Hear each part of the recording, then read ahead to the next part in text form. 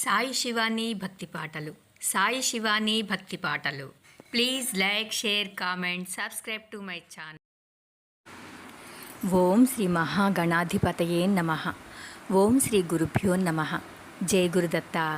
శ్రీపాదరాజం శరణం ప్రపద్యే. దిగంబర దిగంబర శ్రీపాదవల్లభ దిగంబర. శ్రీపాద శ్రీవల్లభ సంపూర్ణ చరితామృతంలో 25వ అధ్యాయం రుద్రాక్ష మహత్యం గురించి, శివారాధన పద్ధతులు మరియు వాటి ఫలితాల గురించి తెలుసుకుందాం. శ్రీ ధర్మగుప్తుల వారిని నేను ఇట్లా ప్రశ్నించాను, అయ్యా, శివారాధన ఏ విధంగా చేయాలి? దానిలోని వివిధ పద్ధతులను తెలిపి నన్ను అనుగ్రహించవలసింది అని అడిగారు. శంకరభట్టు శ్రీ ధర్మగుప్తుల వారు ఇట్లా చెప్తున్నారు, అయ్యా, శివ పంచాక్షరిని జపానుష్ఠాన పద్ధతి ద్వారా చేయుట మొదటి పద్ధతి. మహాన్యాస విధానముగా శివారాధనము చేయుట రెండవ పద్ధతి. రుద్రాభిషేకము ద్వారా శివారాధన చేయుట మూడవ పద్ధతి. పంచాక్షరిలోని 5 అక్షరములు పంచభూతములకు ప్రతీకలు. జీవుడు పశువు వలె మమకారాది బంధనములలో తగిలియుండుటచే పశువు అనబడతారు. పశుబంధ విమోచనము చేయువాడే పశుపతి. శివ పంచాక్షరి మంత్రము 5 కోణములు గల నక్షత్రముగా వర్ణించబడినది.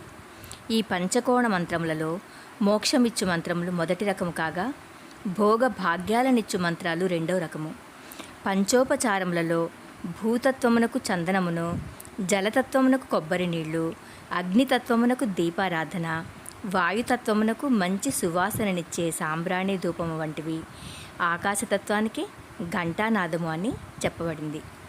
పంచాక్షరిలోని 5 అక్షరములను, వాటి వాటి తత్వములను సాధన చేయువారికి 5 రంగులలో 5 తత్వాలు దర్శనమిస్తాయి. తెల్లటి ముత్యము వంటి అనగా పాదరసము లేదా వెండి వంటి ప్రకాశము. పగడము వంటి అరుణకాంతి రెండవది. మూడవది పసుపు పచ్చని బంగారు కాంతి. నాలుగవది నీలవర్ణములలో నీలాకాశము వలె విశ్వవ్యాప్తమైన కాంతి. ఐదవది శుద్ధ ధవళ కాంతి. భ్రూమధ్యములో 5 రంగుల జ్యోతి ప్రకాశించుటచే ఋషీశ్వరులు సంధ్యోపాసనగా పేర్కొన్నారు. యంత్రము, మంత్రము, పంచతత్వ సాధన, యోగ సాధన, ఆత్మసమర్పణ అనేవి ప్రధానమైన సాధనాంశములని గ్రహించవలెను. దీని ద్వారా దేహాత్మ బుద్ధి నశించి జీవుని యొక్క దేహమే దేవాలయముగా, అందులో వెలిగే జీవుడే శివాత్మగా మారి మోక్షమును కలిగించును. ఈ స్థితిని పొందుటకు పంచాక్షరి జపము, మహాన్యాసపూర్వక శివారాధనము, రుద్రాభిషేకము ఎంతయో ఉపకరించును. విష్ణువునకు సహస్రనామ స్తోత్రము ప్రీతిపాత్రము. గణపతికి మోదకములన్న ప్రీతి. సూర్యుడు నమస్కార ప్రియుడు, చంద్రుడు అర్ఘ్యప్రియుడు, అగ్ని హవిస్సులకు ప్రీతుడు. అదేవిధముగా శివుడు అభిషేకము వలన సంప్రీతుడగును.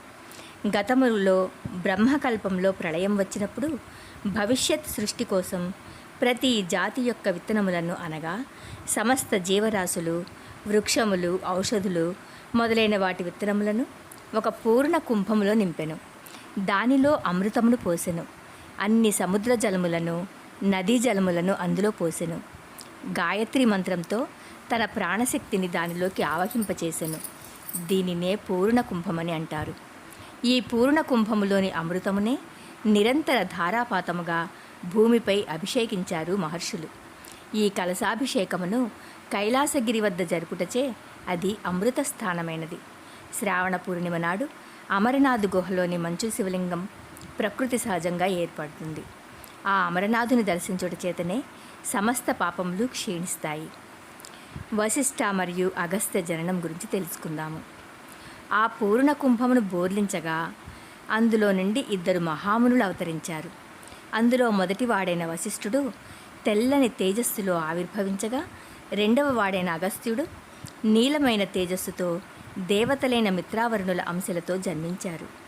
పూర్ణ కుంభమున అమృతీకరణ చేసిన జలముతో 11 సార్లు ఏకాదశి రుద్రాభిషేకము చేయవలెను. అలా చేయుట వలన ఏకాదశ తిథి యొక్క పుణ్యబలాన్ని ఏకాదశ రుద్ర స్వరూపుడైన పరమేశ్వరుడు అనుగ్రహించును. ఏకాదశ రుద్రులకును వైష్ణవపరమైన ఏకాదశి తిథికిని సన్నిహిత సంబంధముండుటచే శివకేశవులు అభిన్న స్వరూపులన్నీ గుర్తెరగాలి. నమ్మకముతో ఏకాదశి రుద్రాభిషేకము చేసిన అపమృత్యు దోషములు హరించును. సోమలతకు అధిష్టానమూర్తి చంద్రుడు.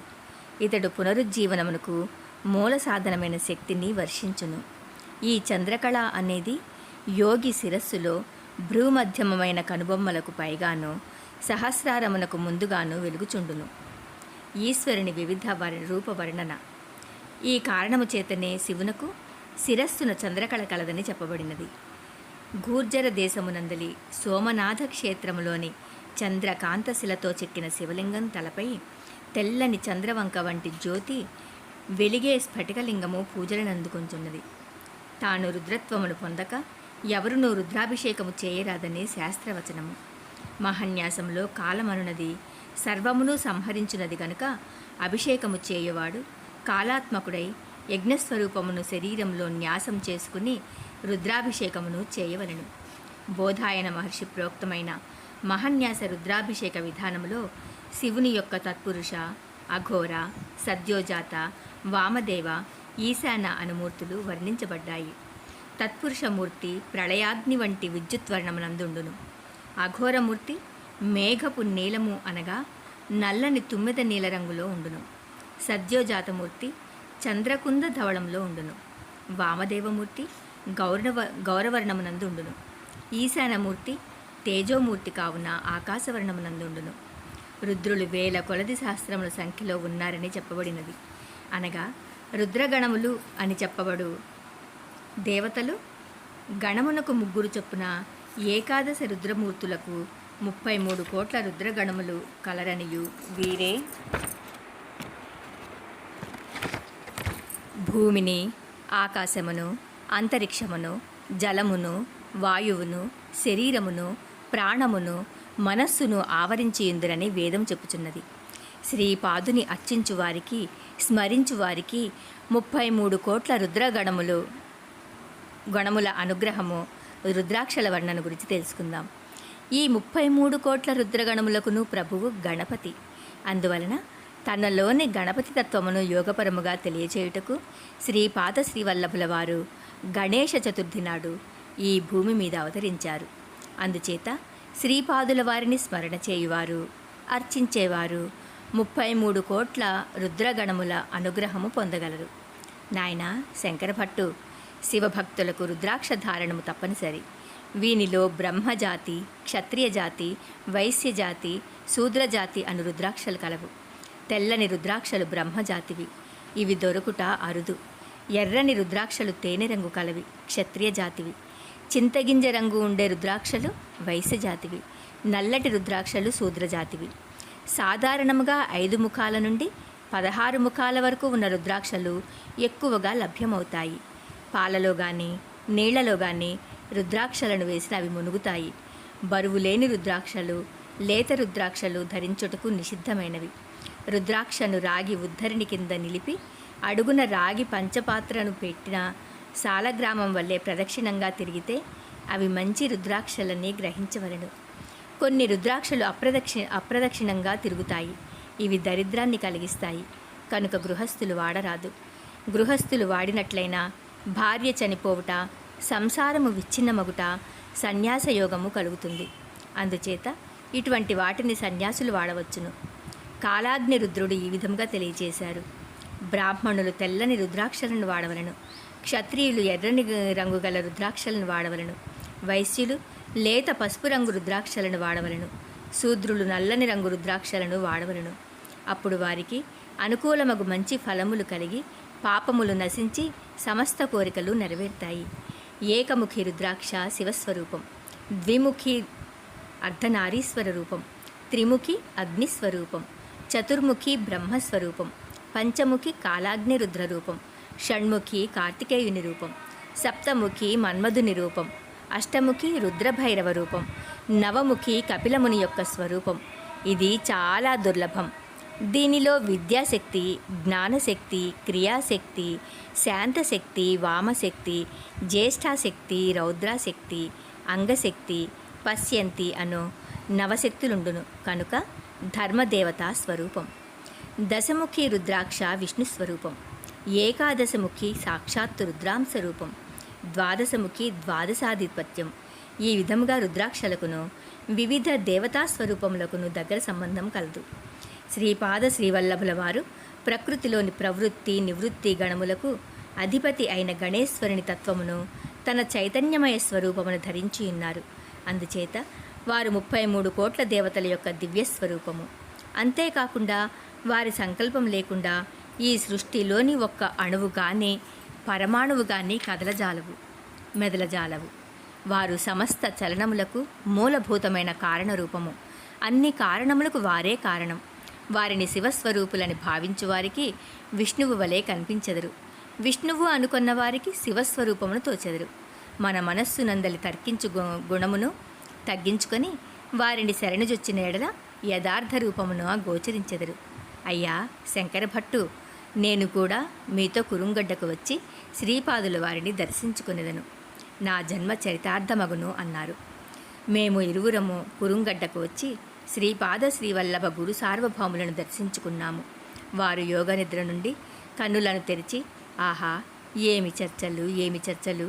శ్రీపాదుడు అనేది వాడొకడున్నాడట, వాడు శివస్వరూపమట. నేనే శ్రీపాదుడనా, లేక శ్రీపాదుడే నేనుగా వచ్చిదినా? అసలు నేను ఎవరు? అయ్యో ధర్మగుప్త, కాస్త వివరించి చెప్పవలసింది. అంతటా ధర్మగుప్తుల వారిట్లా అన్నారు. అయ్యా, నేను శ్రీ మహాగురువుల దర్శనార్థము పీఠికాపురము నుండి బయలుదేరినప్పుడు మా బావగారైన వెంకటప్పయ్య శ్రేష్ఠి శ్రీపాదుల వారితో తర్క వితర్కములు చేసి అజ్ఞానములో పడవద్దనియు కేవలము వారిని శరణుగోరి అనుగ్రహమును పొందమని మాత్రం చెప్పారు. అందుచేత మీరు వేసెడి ఏ ప్రశ్నలకైనను నేను మౌనం వహిస్తాను. వేదములు సహితము శ్రీ ప్రభువుల తత్వమును వివరింపజాలక మౌనముద్ర వహించినప్పుడు ఈ ధర్మగుప్తుడెంత, వీని జ్ఞానమెంత అన్నాడు. శ్రీపాదుల వారు ప్రసన్నవదనులయ్యారు. నన్ను ధర్మగుప్తుని పాద నమస్కారం చేసుకోమన్నారు.